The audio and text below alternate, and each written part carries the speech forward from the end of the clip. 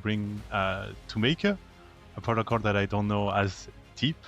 So I was keen for an expert on the topic, and I think you are the perfect guest for that. So yeah, we can really take it a bit everywhere. I have a few ideas of what I want. Lots of new things were going on.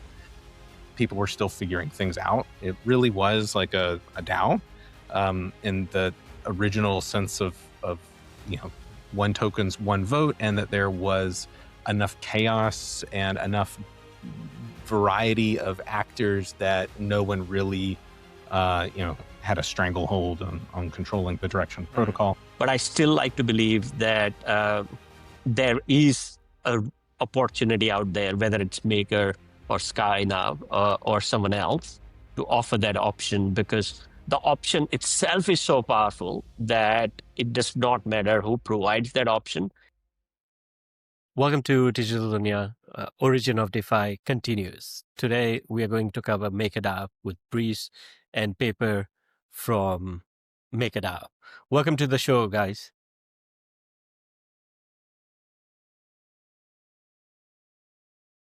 Hey, glad to be here. Thank you for having me. Yeah, thanks for joining. I was actually very curious to hear from you on this topic, but I've been reading your tweets for forever, essentially, years at least, and always found them valuable. Yeah. We're going through the history of major DeFi protocols, and we have a keen eye for those moments that we elaborate on, that we say are essentially important moment for a protocol, but they're also defining DeFi history overall. So, for instance, on Uniswap, we talked about the SushiSwap vampire attack and how it pushed the Uniswap team to release the token and started the whole conversation around token model emissions and so on. And so, yeah, that's kind of the same angle we want to bring to Maker, a protocol that I don't know as deep. So I was keen for an expert on the topic, and I think you are the perfect guest for that. So yeah, we can really take it a bit everywhere. I have a few ideas of what I wanted to discuss, but maybe from the very early days of the protocol, like what would be the first coming together moment, you would say, for governance, the first moment where there were like tensions as to where to go next, that potentially steered something in the community? Yeah, so I will start by saying I showed up, I think I bought my first Maker around January of 21 and found my way into the forums and became an active contributor thereafter, like shortly thereafter. So anything that's before very early 2021 is stuff that it would all be hearsay if this was a court of law. It's what other people have told me or that I've gleaned from old documents and such. So I want to put that out there very clearly that I was not around in those first couple years. I showed up right around the time the foundation had decided to begin dissolution. So to the best of my understanding that I've been able to piece together, because a lot of these people are no longer around, either can't be found or unfortunately have passed away. But my understanding is that early on, Maker really was just a loose group of developers working on building and later marketing open source software. And that the original vision was that the Maker protocol was a literal protocol, like a piece of software that allowed people to, in a way, like borrow from themselves. And the protocol's job was to make sure that the stablecoin that they borrowed stayed stable. At some point, so this is the original like single collateral DAI on Psi, and at some point, this was governed, to the best of my understanding, is just an informal group, and that the Maker tokens were all in a like developer controlled multi-sig. At some point in this process, the keys to the multi-sig appear to have been handed over to Rune. I again wasn't there, so I can't.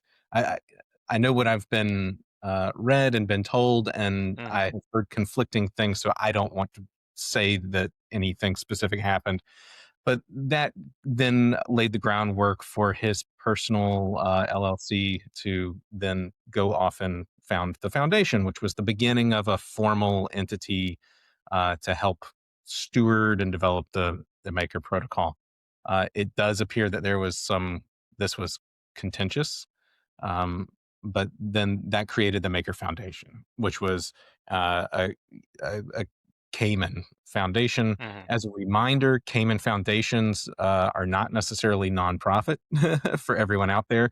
I know that Cayman Foundations get used a lot today. I think Maker was one of the first to use that jurisdiction because the Foundation Company Act, I think, was fairly new at that time. So you get the Maker Foundation.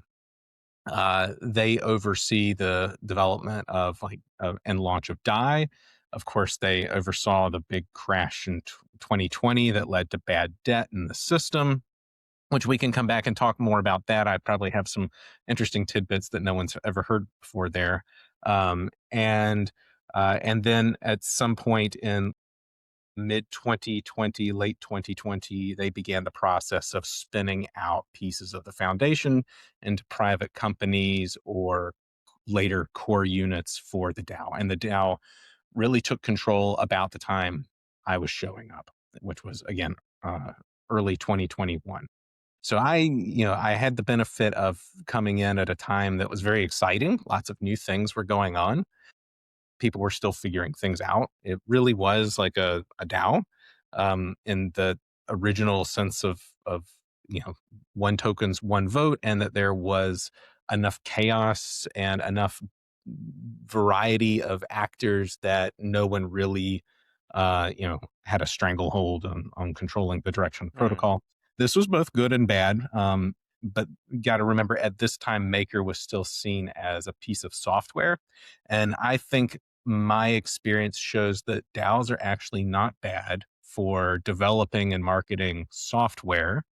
They're not necessarily great at managing unregulated financial institutions, which is what many projects have transitioned. Somewhere we went from we're publishing software to let's be a hedge fund that doesn't Mhm. hedge. So that kind of gets us up to where I came in, and I will pause there to see which direction you want to go. Then we can either move forward into modern history or go back and finish out this first early epoch. No, that's an amazing intro to the maker iceberg, I want to say. And there are a lot of directions we could go. And they connect also to previous discussions we had in the show. So I'd be particularly interested in this time of the foundation dissolving, because we talked a decent amount about decentralization, and we have this phrase about the little fairies or dwarves of decentralization, where um, it's this concept I use because people sometimes have this kind of magical mindset about decentralization. Oh, we decentralize this, like, oh, we give, I don't know, we put a contract on chain that can govern this parameter, and poof, that is decentralized. It will be optimal. It will be managed in the best manner, and they kind of abstract away the those fairies, those dwarves, whatever you want to call them, the actual people doing stuff on chain, running bots or hosting front end or doing whatever it is needed to achieve decentralization. So yeah, maybe we can touch on that because that's a big one already. The dissolution of the foundation, the distribution of responsibilities between the DAO and the sub DAOs, and potentially, I guess it's concomitant to what you were saying, the change of the project overall, how it went from a bank, a loaning service to I don't know what to call it today, a financial device. Yeah. So I mean, why don't we? Is there a narrower question? Because otherwise, this is gonna like ramble for hours just on this one question. Yeah, I guess so. We can really focus it on the foundation dissolving and distribution of ownership responsibilities between main DAO sub DAO. Right. So the foundation, which I was never inside of, so I never worked for them. I'm fairly close to several of the people that worked there, though, and were officers there.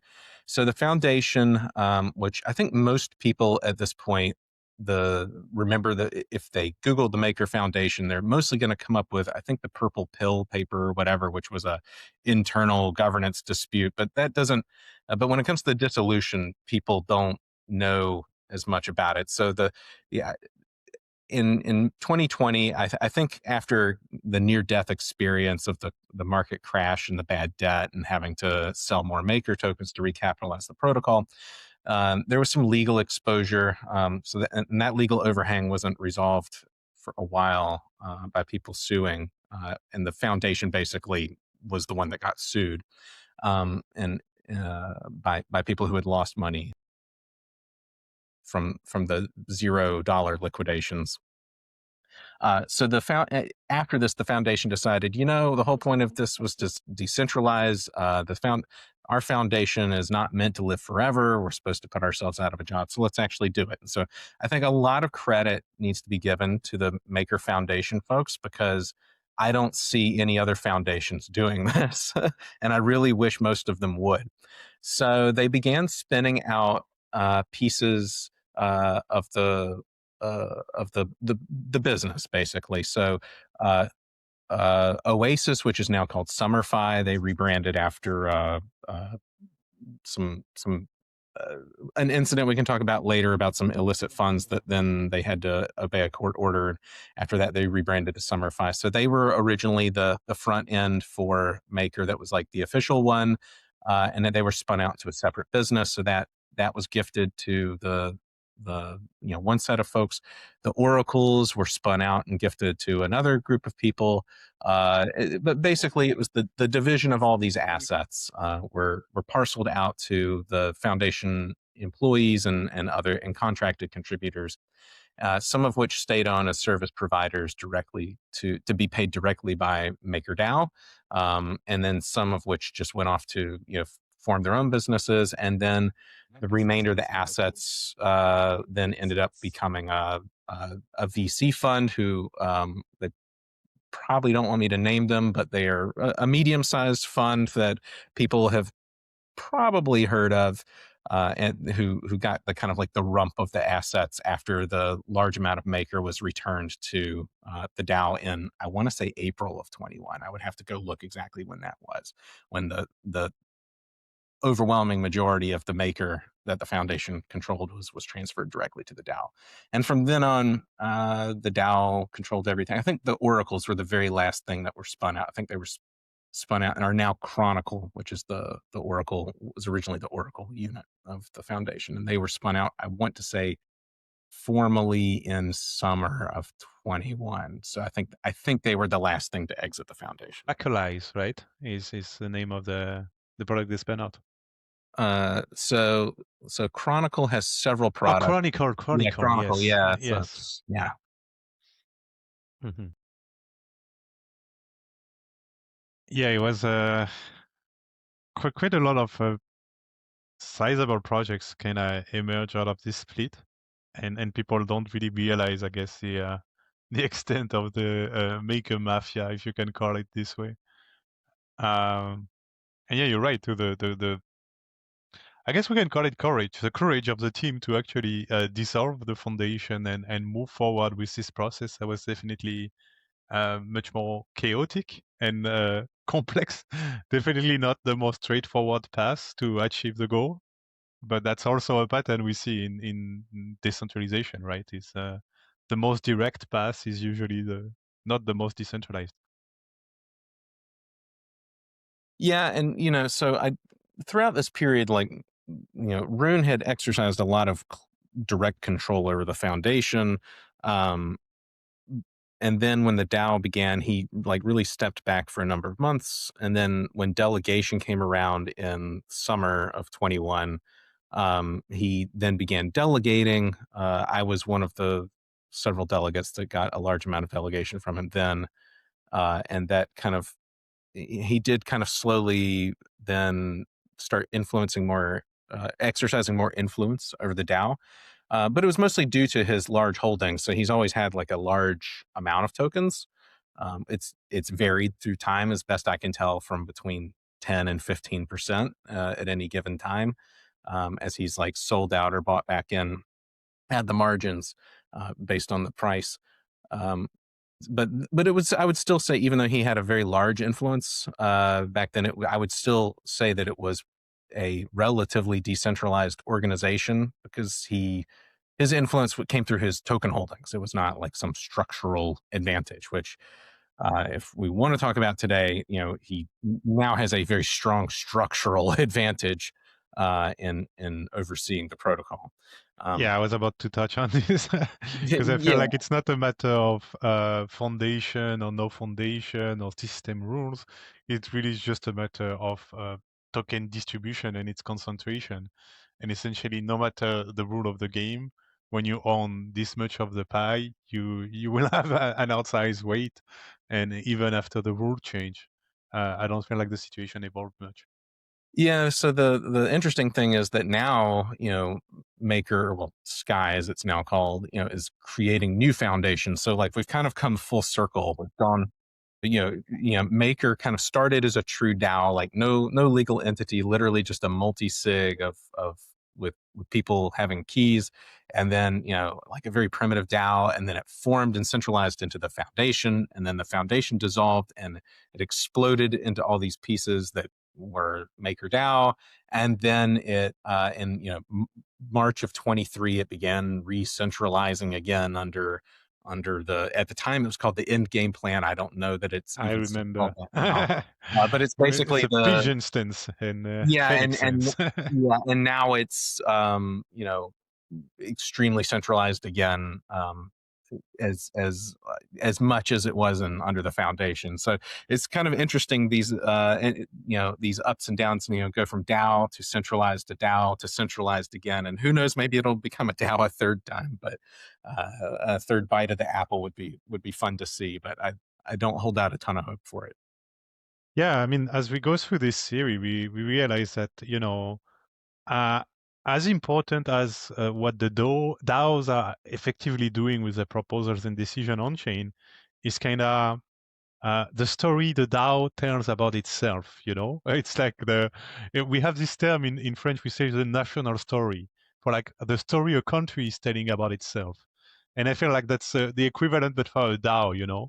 So like how you were, we did an episode with Korn from Yearn, and of course we talked about the blue pill and how it captured kind of a mindset of the time, and prove very prophetic in some ways, but it's not the most interesting. It's more like how it tells you how people were thinking then, and kind of give you a window into the shared vision they align, all of the DAO's participants align behind.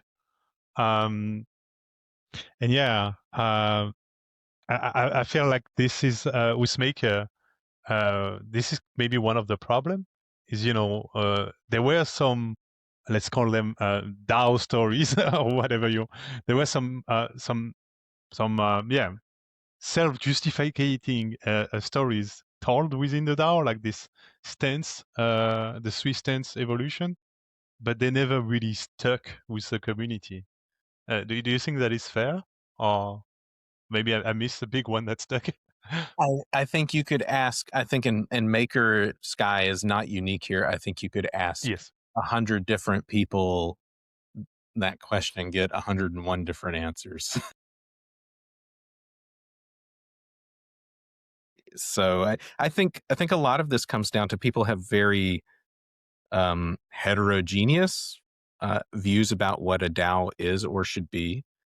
So I think right now, with now Aave and previously Axelar and Padre and Vector, we're starting to see this tension arise between those who thought DAOs existed merely as a workaround for legal reasons versus those that thought that they were a good form of organization. And then this third group that perhaps, I think probably the smaller one, that don't necessarily think DAOs were the, they're perhaps optimizing for different things, and just ideologically found DAOs attractive. So so I would, just to expand, so I think I would probably put myself in that third camp, which is unfortunate because I'm nearly homeless. So I don't think DAOs are good at running businesses. I don't think that DAOs were or should be viewed merely as a regulatory workaround. I think they're in their ideal form, it's about prevention of capture, right? So it's kind of like people.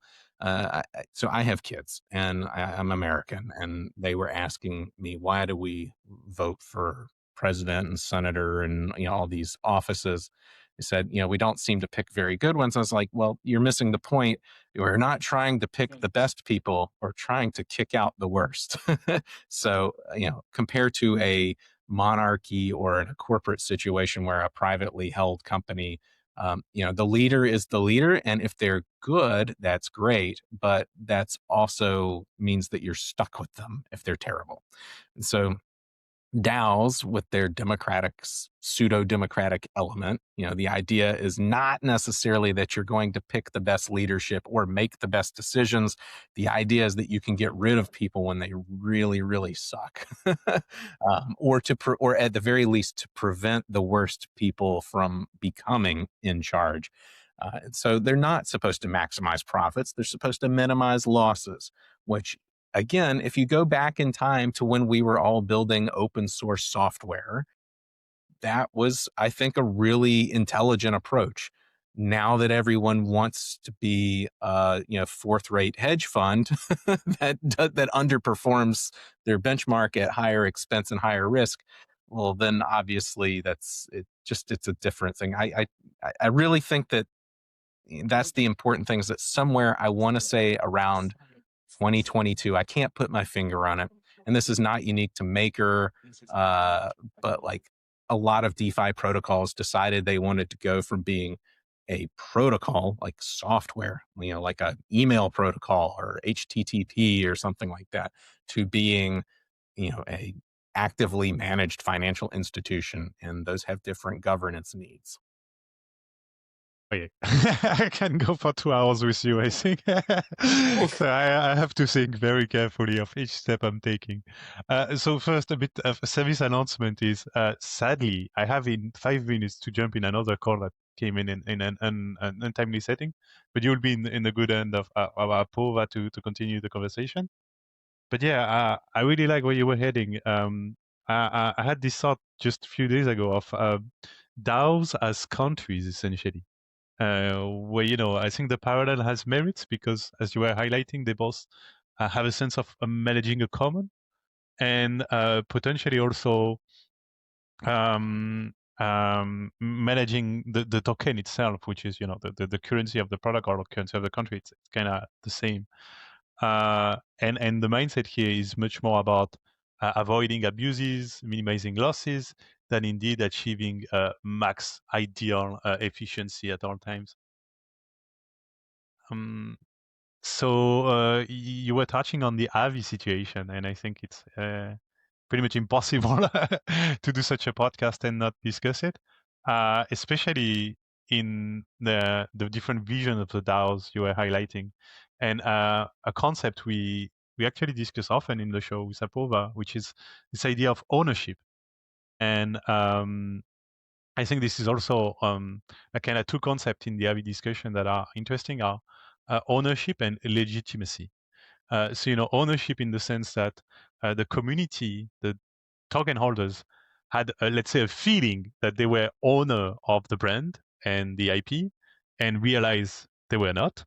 So that's one of the point of tension. And legitimacy more in the Avi Labs is rushing a vote that adheres to the base requirements of a vote, so they feel like the vote is legitimate, but the community is pushing back and voting no against it because they feel the vote is illegitimate, because essentially such a big decision should require more community feedback, conversations, and so on. So you can have a clash on those two notions of ownership and legitimacy.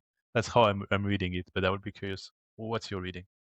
Yeah, I mean, I think there's so I have the benefit of being on the outside looking in. So I don't really have a dog in this fight, so to speak. I'm mostly watching as a governance professional. It also means there's probably some interpersonal conflicts that I'm not aware of or don't have full context on. So, how politics is. So from where I sit, I think you are correct that this is mainly the intersection of, mismatched expectations and now the reaction to how to untangle that spaghetti, so to speak. So, it's very clear that Aave token holders and Aave Labs have very different expectations about who owns the brand. And I think it's very reasonable to understand why the intellectual property currently, or sits at Aave Labs. It originated there. However, I think it's a legitimate question of token holders to request that be transferred out of Aave Labs. That doesn't necessarily mean it has to go into the DAO or an entity controlled by the DAO, but I think they are probably, if I were in their shoes, I would definitely be pounding on the table saying, this needs to be encumbered in a way that, the brand is not at risk. So like, just imagine if like Stani got hit by a bus. Like, I don't think he has kids, but I'm sure, he has family He somewhere. has actually. Oh, does he? Okay. So his heirs then inherit, Aave, and they don't want to run it. And someone says, I'll give you $1 billion for Aave Labs, right? And the brand goes with it. That's a perfectly non-malicious scenario, like where what does the DAO do then? Like they, like some stranger ends up with the brand. Control.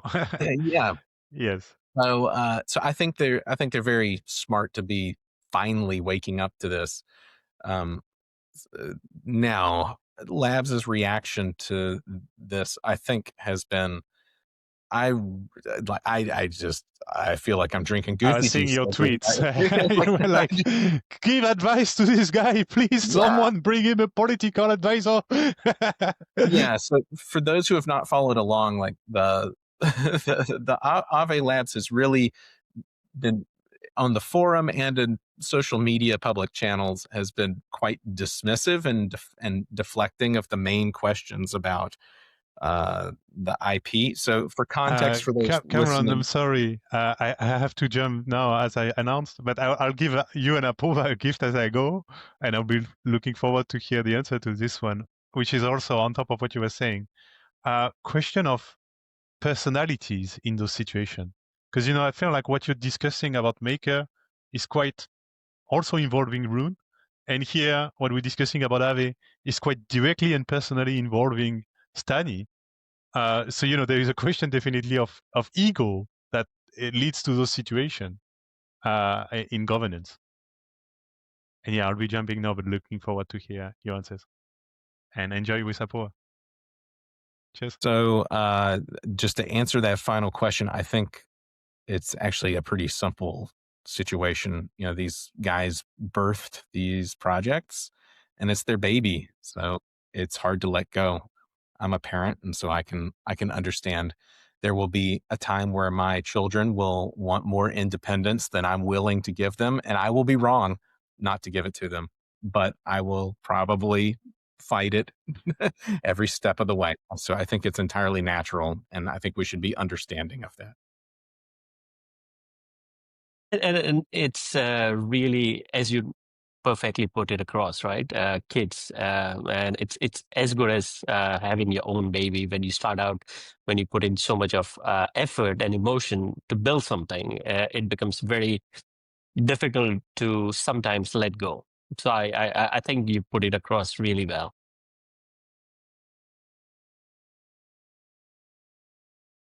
So, Paper, I'm just going to give you. Normally, I would have done this beforehand, but I wanted Breeze to go ahead with the technical questions.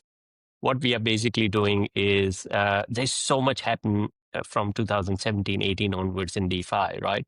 And there are all really powerful stories. So we're trying to document a book, sort of book. It's videos of oral history covering major projects. And that's where a big chapter in this part was MakerDAO, right? So if you can tell me your idea of MakerDAO starting from the inception till the point you joined in. What was your version of MakerDAO be? I mean, I think it's hard to say that now because you're asking me in December of 2025, and I, like all humans, Yes. my thinking evolves, and I have an imperfect memory. So, um, my own view of Maker has evolved from the proverbial. I think I used to describe it as a safe with an ATM duct tape to it, where you could lock up your own assets and then make a withdrawal, and you can't open the safe until you put the money back. Completely autonomous, I think, and then all the way to getting involved with real world assets. And then uh, I, I think there's not a clean answer for anyone because it's just such a long history. And in the moment, there were choices that if you went back to them and had to make them again, you would maybe make the same choices or same judgment calls, even if standing in 2025, you would say, well, that was not that was not very smart. What were we thinking? Or what were we doing? Um, so that's a really tough one, man. That's a really tough one. And completely understandable. The purpose is not to find the right answer. It's trying to understand if we can get insight and record oral history of what could have happened or what happened and why it happened, rather than going into the weeds and trying to analyze each different point. That's where I come on the show as well. So my take is a lot bird eye view, trying to see the events as a broad stroke rather getting into nitty gritty. And I had I've got two more questions to go. Again, very they're coming from a very bird's eye point of view, broad strokes. So MakerDAO to DAI, right? And then now Sky and USDS. So this journey has been really big and long one. But if you were to say, for example, if I come back to you in 10 years writing a book on DeFi, and there's a chapter allocated to MakerDAO, what would you give the title as?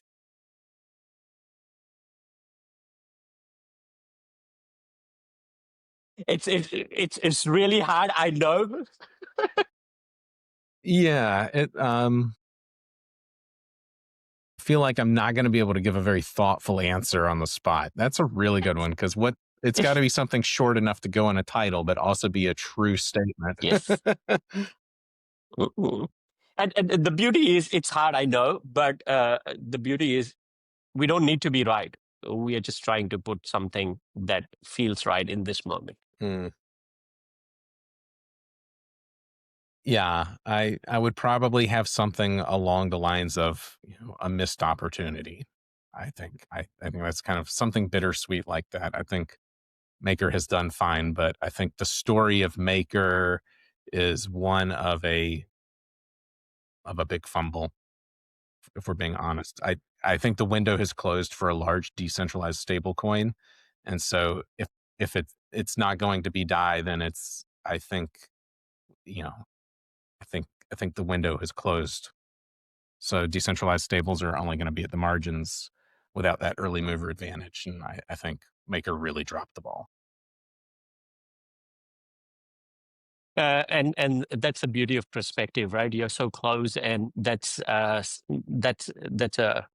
thought that you had, and I'm looking from outside, and I came across MakerDAO a lot in detail through Laura Shane's book and how she explained how amazing it was for someone in Argentina to deposit ETH instead of selling ETH and borrow DAI, right? And that story really stuck with me probably 4 or 5 years ago. Since then, right?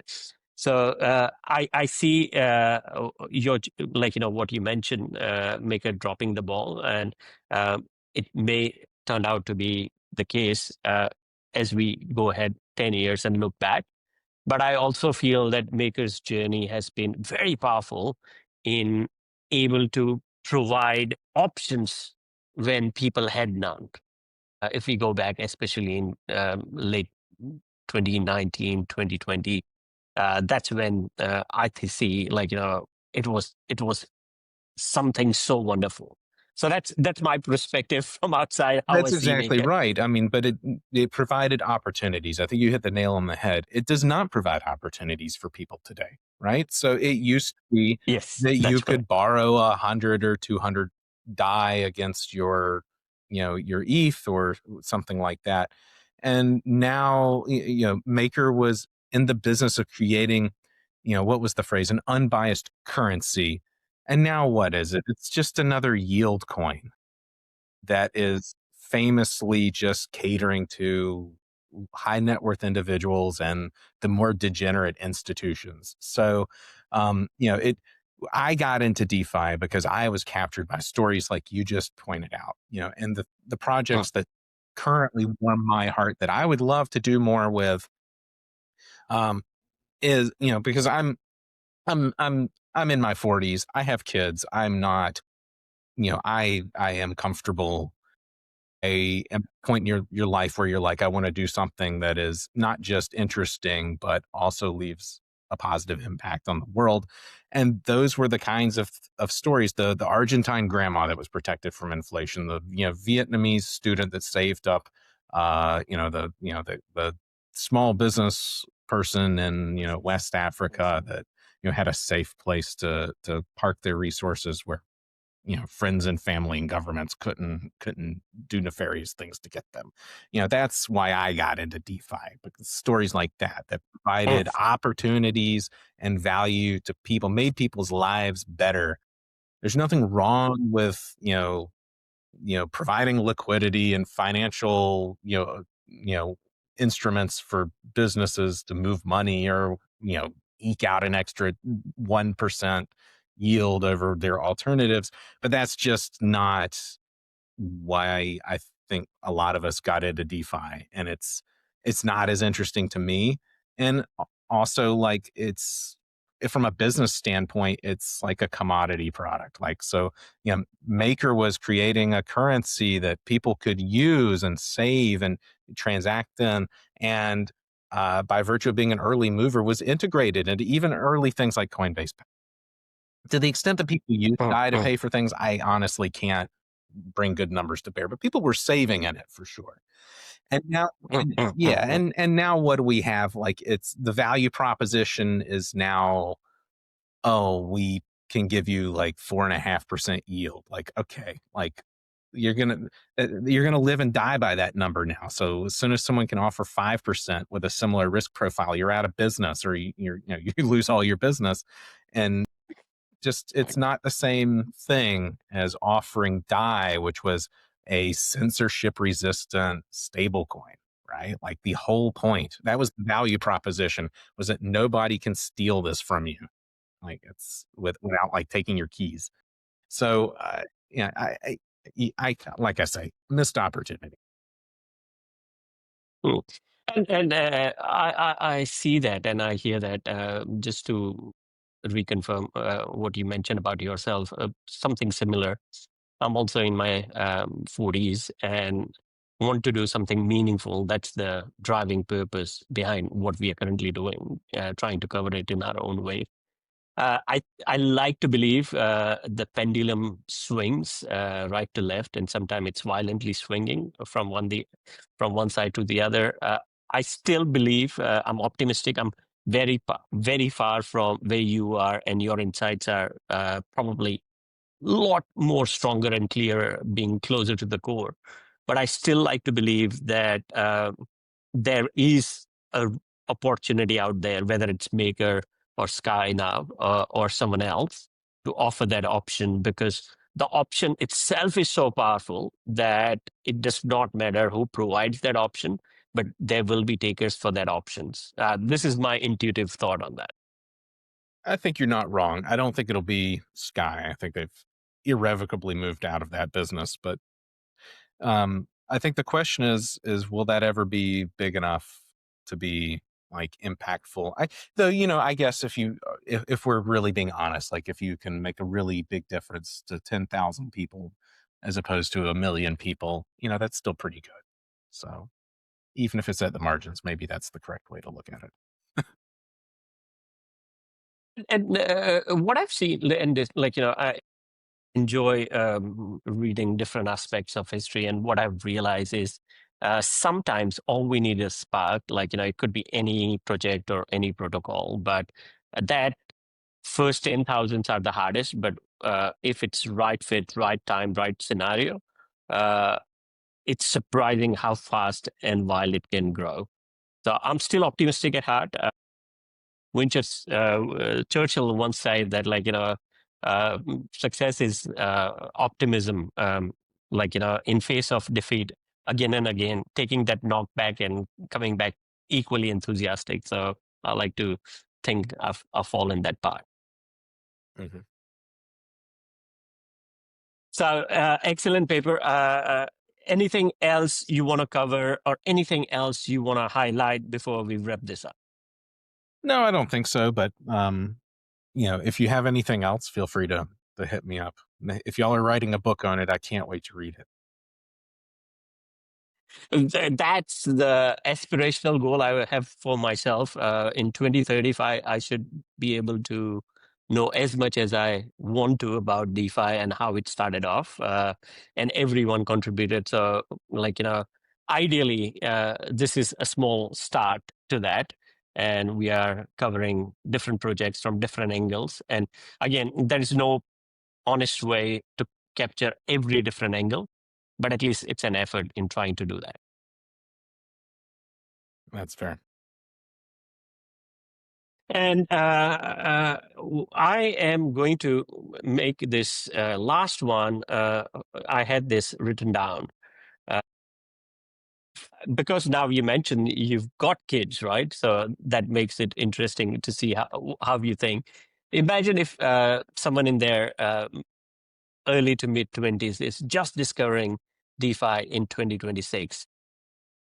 What would you want them to understand about Maker's journey, apart from already what we have shared?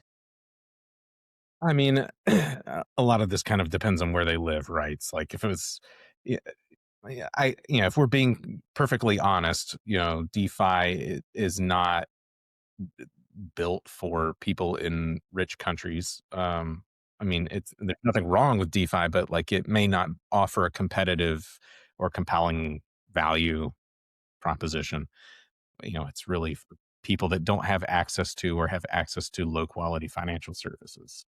I think if someone was coming into DeFi today, I would just explain to them that they really need to make sure they understand what they own and what rights or vulnerabilities come with each of their assets. And that would extend, this is not singling them out, but since you asked, specifically about Maker Sky, like that would extend to the two stable coins it issues, right? So like USDS is in theory seizable by governance and DAI is not. So just where you have the option, all else being equal, steer them towards DAI. I always like it for the last 5 years since I've discovered that that's the fascination. Why MakerDAO makes me feel the way it feels is because of the DAI story. The end game, as you mentioned earlier in 2023, USDS, NAV, or Sky, it could be just me. My appeal, my affiliation is much more stronger with Maker because of those reasons. And that's an honest answer. Yeah. Excellent. Like all good things, this pod is coming to an end. I hope you had a good time. How was your experience being here at Digital Dunya? It was great, other than not being able to get my camera to work for reasons that I can't figure out. But that's on me. Probably if you want we can add a photo or your Twitter profile picture or something like that. So that's okay. But once again, thank you for joining us, Paper. I really appreciate your time. Hopefully our path might cross again. We'll touch base in future. Thanks for having me. Excellent. Thank you guys for joining in, and we'll be back with another episode on Digital Dunya with Origin of DeFi series. Thank you.